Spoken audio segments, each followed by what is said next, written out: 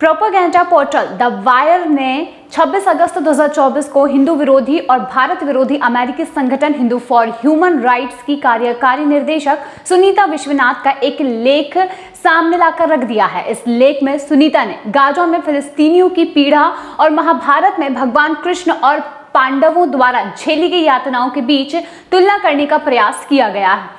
बता दें, उन्होंने हिंदुओं से कृष्ण जन्माष्टमी पर हमास आतंकवादियों के प्रति सहानुभूति रखने को कहा है। द वायर के माध्यम से सुनीता विश्वनाथ द्वारा पेश की गई उपमा न केवल बहुत ही गलत है बल्कि भ्रामक भी है। महाभारत में पांडवों के बारे में बताया गया है कि जो धर्म के अवतार थे और उन्होंने अधर्म का प्रतिनिधित्व करने वाले कौरवों के खिलाफ लड़ाई लड़ी थी। महाभारत के महान युद्ध का मार्गदर्शन भगवान कृष्ण ने न्याय और सत्य को लाने के लिए किया था। दूसरी ओर फिलिस्तीनी आतंकवादी संगठन हमास महिलाओं, बच्चों और बुजुर्गों सहित नागरिकों को बिना किसी गलती के निशाना बना रहा है। साथ ही यहूदियों के नरसंहार और इजराइल राज्य के विनाश की बात भी कर रहा है। ये साबित करने के लिए पर्याप्त सबूत है कि अधिकांश फिलिस्तीनी हमास का समर्थन करते हैं और दुनिया के नक्शे से इजराइल को मिटा देना चाहते हैं।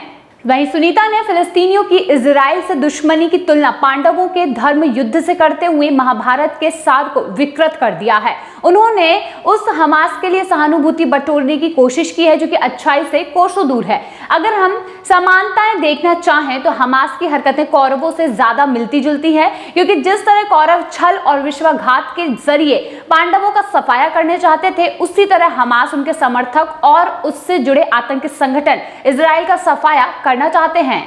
इसके अलावा ये पहचानना जरूरी है कि महाभारत उत्पीड़न बनाम प्रतिरोध की कहानी नहीं है, बल्कि यह बुराई पर अच्छाई की जीत, अत्याचार पर न्याय की जीत की कहानी है। उस संदर्भ में हमास की तुलना कभी भी पांडवों या फिर कृष्ण से नहीं की जा सकती। हमास की असली तुलना कौरवों और बुरी ताकतों से ही हो सकती है। सुनीता ने अपने लेख में इजराइल को कंस के रूप में चित्रित किया है, जो कि भगवान कृष्ण का दुष्ट मामा है।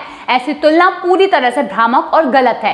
कंस एक क्रूर शासक था जो कि कृष्ण को मरवाना चाहता था, क्योंकि भविष्यवाणी के अनुसार कृष्ण ही उसके पतन का कारण बनने वाले थे। कंस ने कृष्ण को तब मारने की कोशिश की थी जब वह एक शिशु थे, और तब तक अपने प्रयास जारी रखे जब तक कि कृष्ण ने अंततः कंस को मार नहीं दिया। 7 अक्टूबर को जो हुआ उस पर वापस लौटते हुए आतंकवादी हमले में मासूम बच्चों को किसने मारा? ये हमास था। अगर हमास ने मासूम बच्चों, महिलाओं और बुजुर्गों को बिना सोचे समझे मार डाला, तो हमास और उसके समर्थकों को जो प्रतिशोध झेलना पड़ा, उसकी तुलना भगवान कृष्ण ने बचपन में अपने पूरे जीवन में जो झेला उससे कैसे की जा सकती है?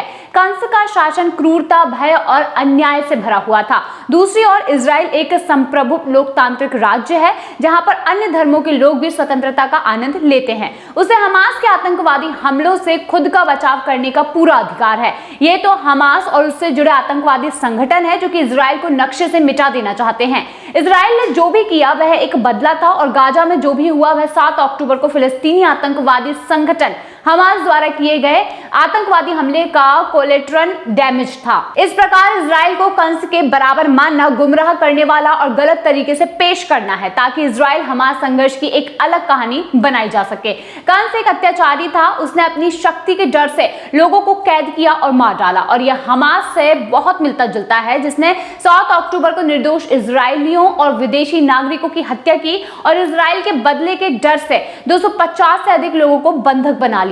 दूसरी ओर इजराइल दमन करने के लिए प्रेरित नहीं है। यहूदी देश और उसके लोग अपनी भूमि पर शांतिपूर्वक रहना चाहते हैं, और उन्होंने सालों से गाजा में 2 राष्ट्र सिद्धांत के आधार पर बुनियादी ढांचे के निर्माण में मदद की है। हमास ने क्या किया? उसने इजराइल पर हमले के लिए गाजा में इजराइल द्वारा विकसित बुनियादी ढांचे का इस्तेमाल किया, और यहां तक कि गाजा में लगाए गए पाइपों का इस्तेमाल इजराइल पर हमला करने के लिए, रॉकेट बनाने के लिए यहां पर किया गया।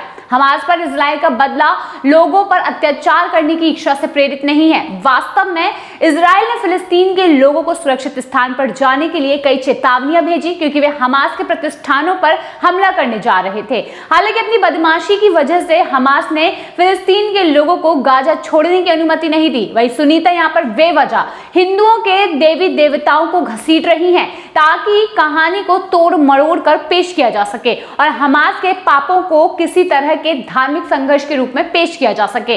सुनीता ने अपने लेख में अपनी कहानी को सही ठहराने के लिए भगवद गीता का हवाला देने का प्रयास भी किया। सुनीता ने यह दावा किया कि हिंदुओं को फिलिस्तीनियों के लिए खड़ा होना चाहिए, क्योंकि भगवान कृष्ण हमें सभी की भलाई के लिए प्रयास करना और दूसरों के सुख दुख को अपना मानना सिखाते हैं। हालांकि वह शिक्षाओं के बारे में सही है, लेकिन उस संदर्भ का गलत इस्तेमाल कर रही हैं। भगवद गीता एक आध्यात्मिक मार्गदर्शन है और यह धर्म के महत्व और न्याय को लक्ष्य मानकर सही काम करने की आवश्यकता को सिखाती है। कृष्ण ने अर्जुन को धर्म के अनुसार काम करना सिखाया, भले ही यह कठिन लगे। यहूदियों के प्रति हिंसा और घृणा फैलाने वाले हमास जैसे आतंकवादी संगठन का समर्थन करना भगवद गीता के माध्यम से भगवान कृष्ण की शिक्षाओं के अनुरूप नहीं है।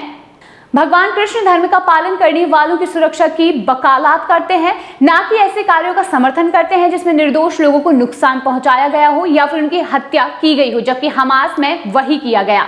Sunita Hindu for human rights की कार्यकारी निर्देशक हैं, जो कि अमेरिका में स्थित एक हिंदू विरोधी और भारत विरोधी संगठन है। यह संगठन खुद को मानवाधिकारों के रक्षक के रूप में पेश करता है। हालांकि इसके हिंदू विरोधी चरित्र का कई बार पर्दाफाश हो चुका है। HFHR अक्सर अपने कथनात्मक को आगे बढ़ाने के लिए हिंदू प्रतीकों और शिक्षाओं का इस्तेमाल करता है। इस लेख में भी सुनीता ने महाभारत और भगवान कृष्ण की शिक्षाओं का इस्तेमाल करके एक आतंकवादी संगठन और उसके समर्थकों के लिए समर्थन जुटाने की कोशिश की है। ऐसा करके HFHR ने एक बार फिर अपने असली रंग और विचारधाराओं को उजागर किया है। बता दें, HFHR और सुनीता जैसे व्यक्ति हिंदू प्रथाओं और मान्यताओं की आलोचना करने से पहले सांस नहीं लेते। हिंदू ग्रंथों की उनकी चुनिंदा नाराजगी और उनकी व्याख्याओं को तोड़ मरोड़ कर पेश करना, जैसा कि उन्होंने यहाँ पर किया है, ये दर्शाता है कि उनका प्राथमिक लक्ष्य मानवाधिकारों की रक्षा करना नहीं है, बल्कि झूठे व्याख्यानों के साथ हिंदू पहचान को धरती से मिटाना है। सुनीता ने हमास के साथ गठबंधन किया और इजराइल हमास संघर्ष को इस तरह से पेश किया कि इजराइल को गलत तरीके से बदनाम किया जा सके, और इस प्रकार HFHR की कार्यकारी निर्देशक ने मानवाधिकार संगठन के रूप में अपना हिंदू विरोधी रूप भी यहाँ पर दिखा दिया है और भगवान के नाम का गलत इस्तेमाल किया है।